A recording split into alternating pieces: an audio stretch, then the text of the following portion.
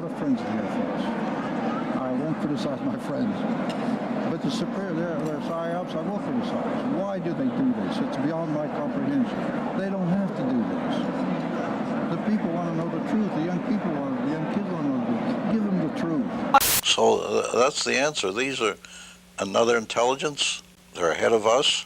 They've proven it. And only one simple reason. They can fly in space and we can't.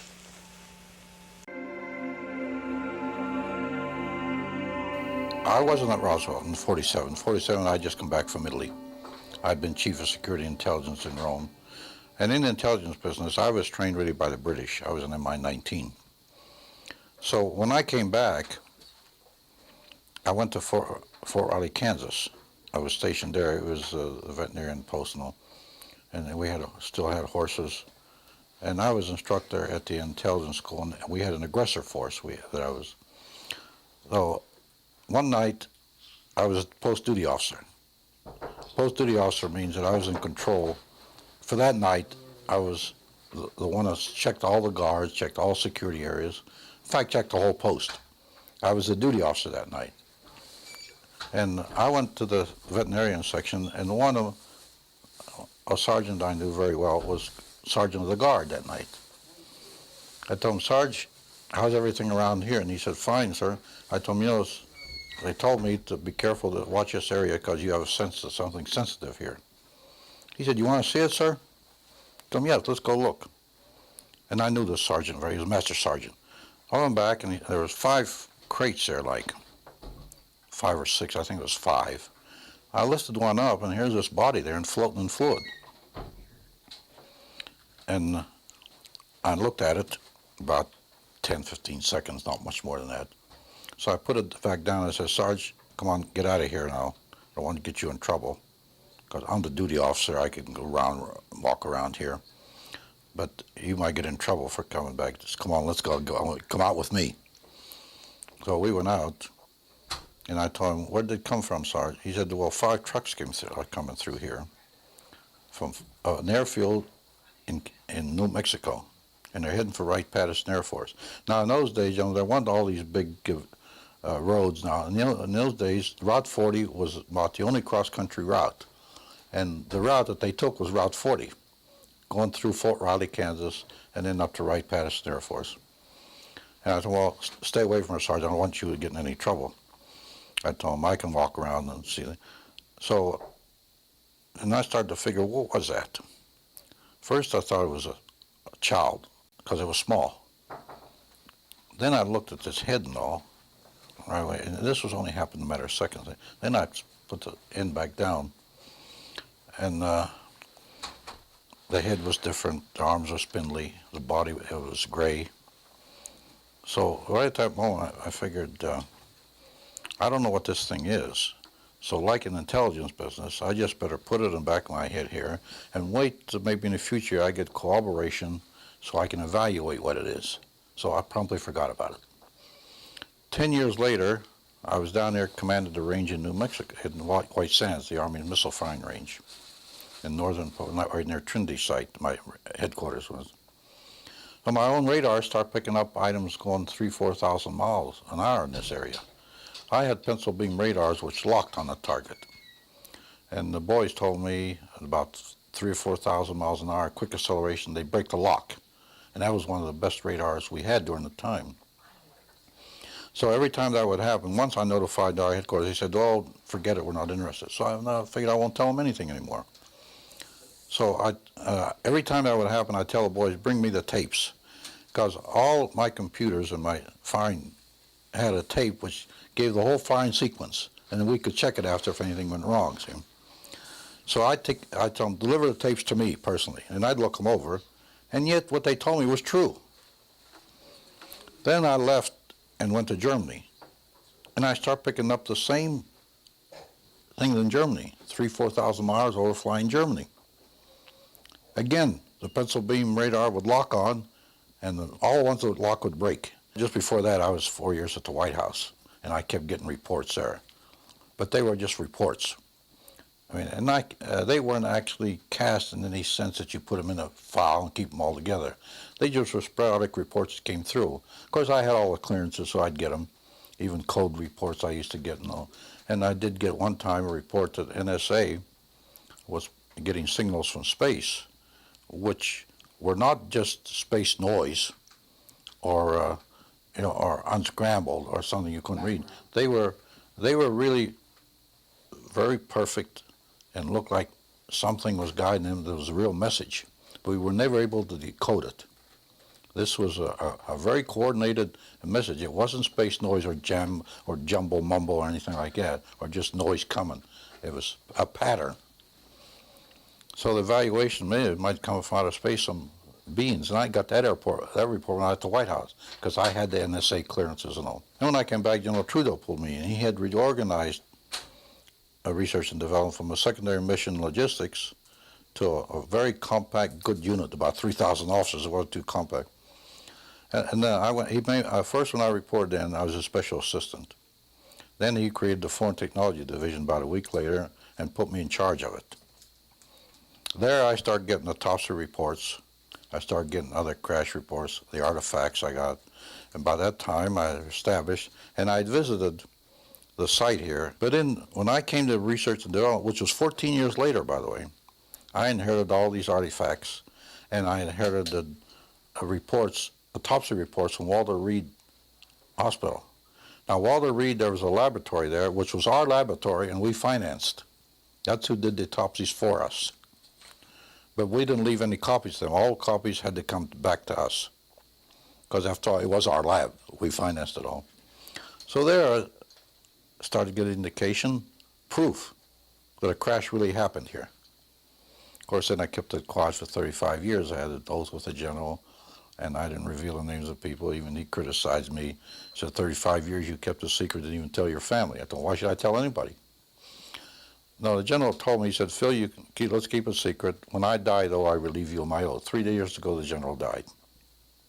And I started putting all this on paper. My grandchildren, he said, what'd you do during the war? I said, I better leave them a legacy. Really, I had no intention of ever writing a book, being in the military like that. But finally it evolved and gradually moved up. I started to write, and it evolved into this finally.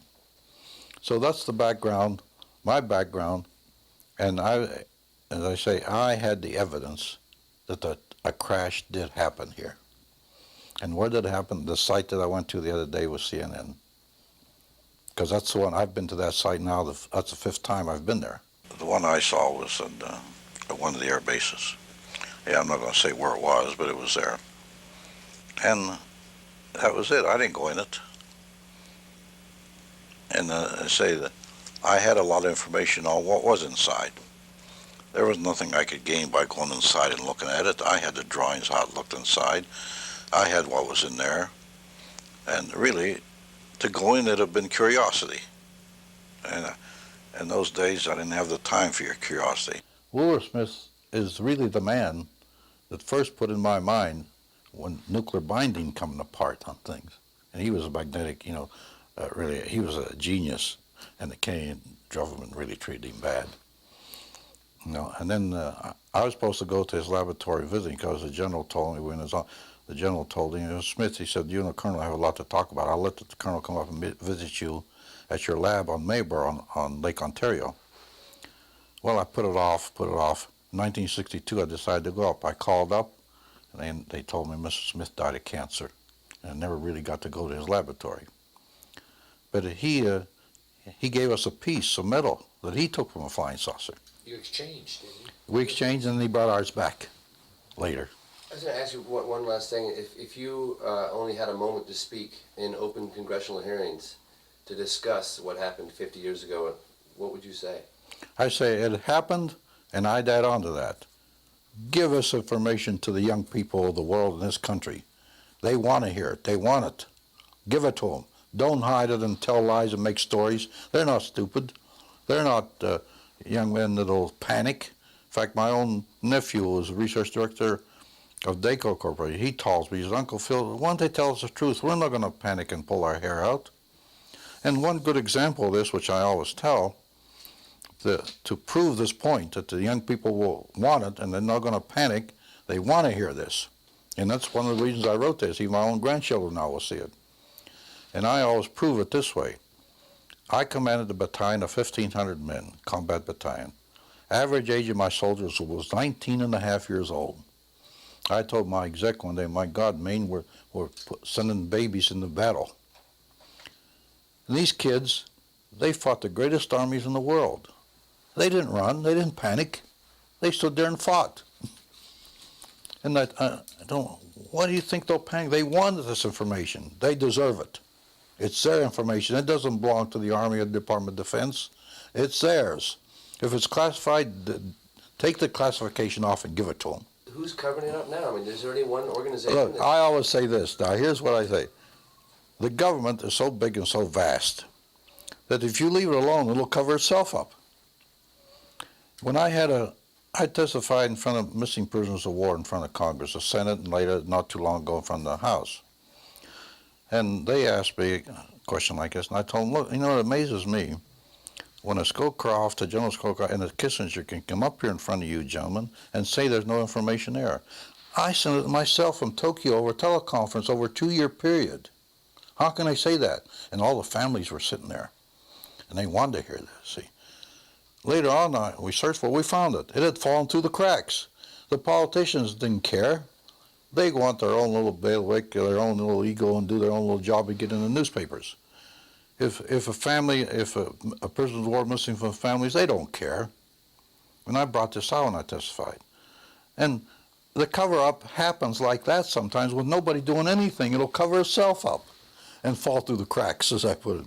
And we never trusted CIA because in my day, Stalin gave orders to get to this information that came out of Roswell to some of his top scientists and agents. That order went out. And we knew that in the special intelligence that I was in the Pentagon, which was very closely held. KGB trying to penetrate that, but they never did. And we knew that Stalin, they send agents out all over this area here to try to get information on Roswell. And yet we stood back like fools and said it didn't exist. It was a weather balloon. They didn't think it was a weather balloon. Countries in Europe are taking this very serious. They're not like us here. They're not going to put out stories that there were dummies came out of the air or people with big heads. Those people are a little more serious about this than we are. But around here, I'm even surprised to see the reaction from these people. Because somebody like me has never been out like this, you know, and after being in the military, you don't go out and give interviews and write books and things like that. Because when we gave the information out, we gave it out and insisted they take the patents. But also we put a little bit of a requirement on there. Requirement, feed it back to us for the competitive edge of the Army. Take the patents, make all the money you want, but give it to the American people and give it to the world. The Japanese, they interviewed me, and I told them when we put the integrated circuit out, we also gave it to you. I've testified in front of 6 congressional committees. If they want me to, providing it's serious, and they're not going to put it in the archives and just put it away. And when I went to the Robert Kennedy, this is a provision I put on, I would testify if I'm over 4 years to the White House, that something is done with it, not just Congress sitting up there for publicity purpose. I'll go any time they want to. There's no hitch on me. And I'll tell them anything they want, providing they're serious. I won't go up there to help a senator or congressman get elected. Look, there's a lot of stupidity involved, let's face it. Maybe mine was a little stupidity. I kept it quiet so long, but I had an oath with the general that I wasn't going to talk till he died 3 years ago. And also other people involved. And like I told you before, I don't reveal them unless they want to come forward themselves. There's enough electromagnetism in this world where it can draw. So the extraterrestrial, he's a little different. He's composed in a way of cells also, like humans are. This structure has some metallic surroundings that has to survive in space, from debris in space, which keeps striking it constantly. It'll knock holes in it. So there's a little different strength there that will last a few more years. It is really almost a biological type of biological structure because the extraterrestrial fits in it, but made with a little more strength that's needed in the extra. Remember, these cloners that made these things, made them in a way where they would fit in what they wanted them to fit in. The ship itself is maybe a biological type structure because of the cell and the atom structure. But it's all created with more strength because it has to resist more. This being is protected in a way. Now when this being comes in this world, he will wear a suit, skin-tight suit, which we found. His skin is atomically aligned, and his suit is atomically aligned. That's to repel radiation and harmful effects, even cosmic action. Well, the head really wasn't that big, but in portions of the body, a small body, it looked big. And the eyes, there was no nose or anything like that. It had spindly legs. So that was about it because I didn't have any autopsies. And I just put it off because I figured, well, maybe someday I'll get corroboration and be able to evaluate. Later, I got my hands on the autopsy report in 1961 when I took charge of the Foreign Technology Division from Walter Reed Hospital, our own laboratory. So there I start putting it all together. What did you read in the autopsy reports? Well, the nature of the body inside. Because before that I never knew that. They did an autopsy and they cut it open, all the brain and all, and the brain was different, and most of the body was different. But no nose, no mouth, no ears, no vocal cords, no digestive system, no sex organs. So then we came to the conclusion that it was a humanoid clone.